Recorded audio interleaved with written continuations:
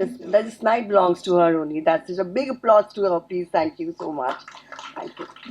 இல்லை ஆக்சுவலி வந்து நான் எப்பவுமே சொல்லியிருக்கேன், போன ஒரு ப்ரெஸ் மீட்டில் கூட சொல்லியிருந்தேன், Mike is here.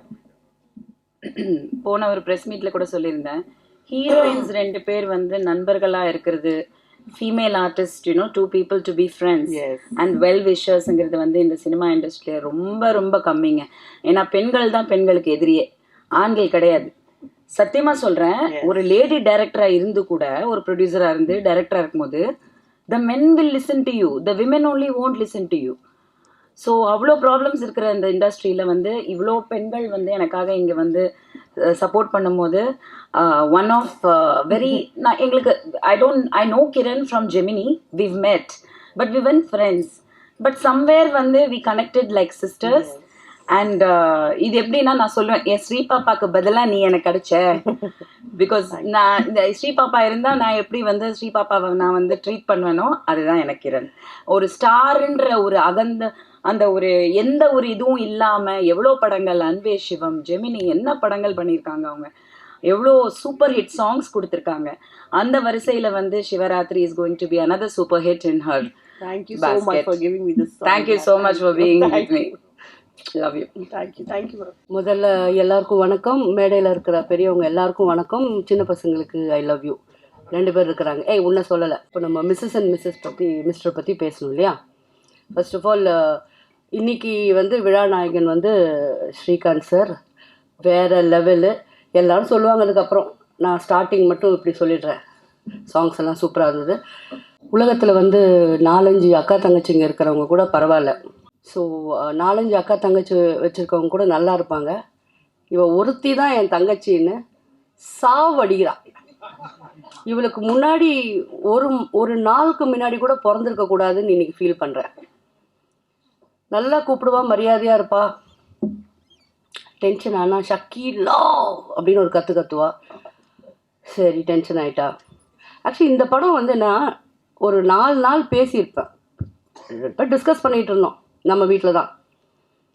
5ஆவது நாள் காலையில் அக்கா டுநைட் இஸ் யுவர் ஃப்ளைட் அப்படின்னா. என்னடி சொல்கிற, எங்கே போகிறோம்? பேங்காக். சுற்றி பார்க்க கூப்பிட்டு போகிறேன். நோக்கா ஷூட்டிங் கான்செப்ட், கத்தாத மெதுவாக சொல். ஷூட்டிங் என்ன இதுக்குன்னா முதல்ல பாஸ்போர்ட் வாங்குவாங்க, டிக்கெட்டு அதெல்லாம் என்னென்னும் இருக்கே, அதெல்லாம் எதுவும் இல்லை.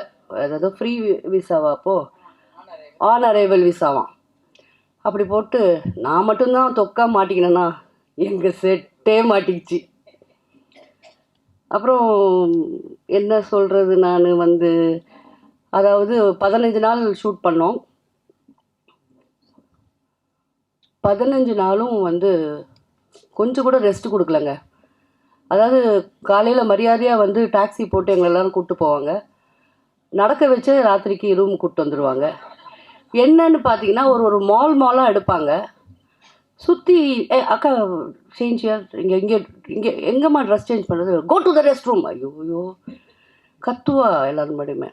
சரி, அங்கே இருக்கிறவங்களுக்கு நமக்கு நம்ம பாஷை தெரியாதுன்னு, அப்போது தமிழங்கெல்லாம் வராங்கல்ல, கத்தாதம்மா மற்றவங்க முன்னாடின்னு. அதுக்கப்புறம் அப்போ அடுத்த மால் அடுத்த ரோட்டில் டான்ஸ் ஆடணும், அடுத்த மால் அடுத்ததோ நம்ம ஹோட்டலு. அப்போது என் தோழன் நண்பன் இருக்கான் ஷக்கி, நாளைக்கும் இதே தான். What ever it is.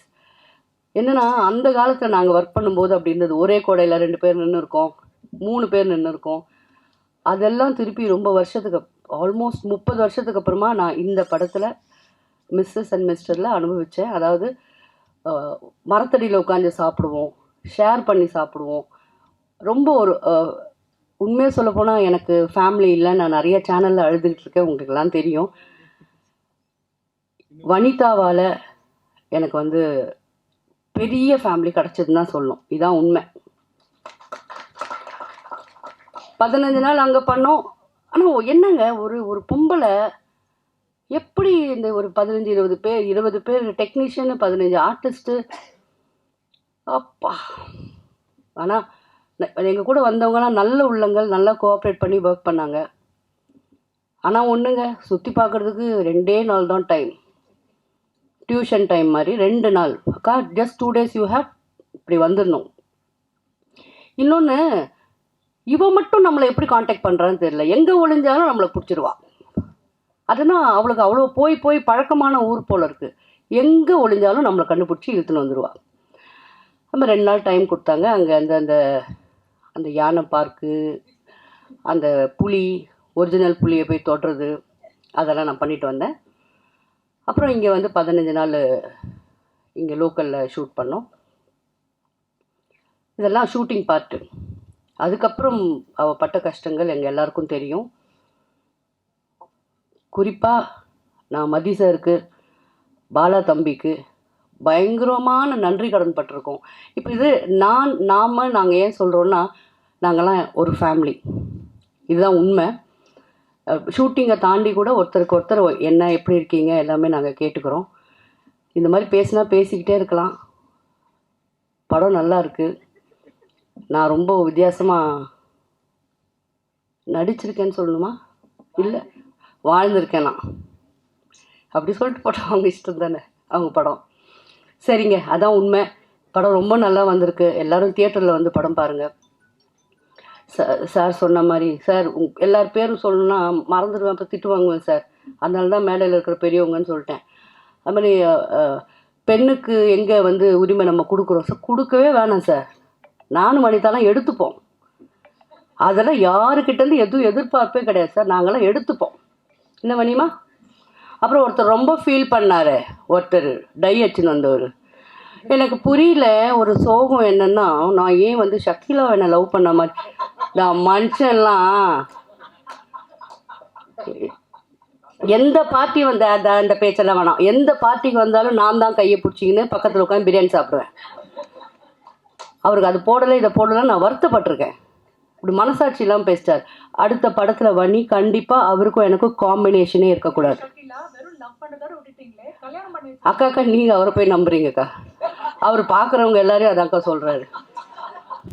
Anyways, thank you for the whole team. நம்ம ஐயோ ஒருத்தவங்களை பற்றி சொல்லணுங்க. கிரண் உண்மையிலேயே என்ன அழகாக இருக்கிறாள்ல, வேற level. So beautiful, so cute. I fallen in love. Actually S, I wish I was a man. Anyways, beautiful team. திருஷ்டி படாமல் கண்ணு படாமல் இந்த மாதிரி நிறைய படங்கள் நம்ம பண்ணிகிட்டே இருக்கணும். எல்லோரும் நல்லா பேசுனீங்க. என்னை பற்றியெல்லாம் பேசுகிறீங்க. நான் ஒர்க்கே பண்ணாத டைரக்டர் ப்ரொடியூசர்லாம் கூட பேசுகிறீங்க. ரொம்ப சந்தோஷம். Thank you very much. May God bless you all. Vanitha பற்றி நான் வியக்கிற ஒரு விஷயம் அப்படின்னா, எனக்கு அவங்கள எப்போலேருந்து தெரியும்னு சொல்லிடுறேன். அநேகமாக நான் அவங்களுடைய முதல் செலிப்ரிட்டி ஃப்ரெண்டாக இருந்திருக்கக்கூடும். எனக்கு அவங்க 18 வயசை தொடர்றதுக்கு முன்னாடியிலேருந்து எனக்கு அவங்கள தெரியும். ஒரே ஜிம்முக்கு போயிருக்கோம். ஸோ இவங்க எப்போவுமே தன்னுடைய வாழ்க்கையை வந்து அவங்க நல்லா இருக்கணும், இவங்க நல்லா இருக்கணும், இவங்க சரியாக இருக்கணும், இவங்க அப்படின்னு தன் சுற்றம் தன் சொந்தம் மட்டும் இல்லாமல் தன் நட்பும் அவங்க நல்லா இருக்கணும்னு மனசார நினைக்கிற ஒரு லேடி. எப்போவுமே அவங்கள சுற்றி இப்போ இத்தனை பேர் அவங்க ஒரு படம் எடுக்கும்போது நானும் வரேன், நான் பண்ணுறேன், நான் இருக்கேன் அப்படின்னு வந்து நிற்கும் பொழுது யூ கேன் see எவ்வளோ நல்ல ஒரு இதயம் அந்த பெண்ணுக்குள்ளே இருக்குன்னு சொல்லி. ஒரு அழகான ஒரு உதாரணம் ஒன்று உங்களுக்கு சொல்லிட்டு நான் ஏன்னா நிறைய பேர் பேசணும். ஒரு சிலை, மிக அழகான ஒரு சிற்பம். அந்த சிற்பம் வந்து வாட்டமாக இருந்ததாம். அந்த கதைக்கு போகிறதுக்கு முன்னாடி அவங்கக்கிட்ட நான் வியக்கிற விஷயத்த நான் சொல்லிடுறேன். எத்தனை அட்வர்ஸ் கமெண்ட்ஸ் வந்தாலும் அதை தன் இடது கை கூட இல்லை, இடது கையின் காற்றாய் கூட அது மதிக்காமல் அதை தள்ளிட்டு அத்தனை கற்களையும் படிக்கற்களாக அமைத்து கொண்டு தன்னை மேலும் மேலும் உயர்த்தி கொண்டே போகும் அந்த உதாரணம் ஒவ்வொரு மனிதரும், ஒவ்வொரு பெண்ணும் மட்டுமல்ல.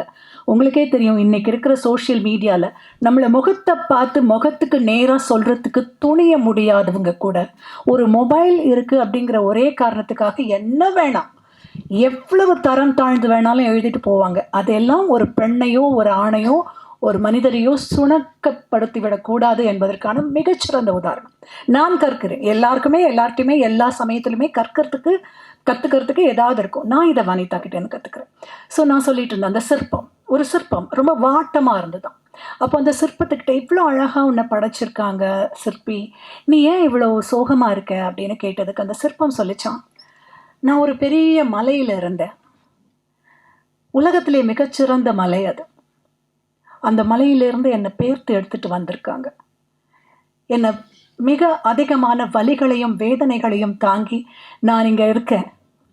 ஆனால் அது எல்லாத்தையும் விட நான் விட்டுட்டு வந்த அந்த மலை என்னை மனசை என்றைக்குமே என்னை வேதனைப்படுத்துது அப்படின்னு அந்த சிற்பம் சொல்லிச்சான்.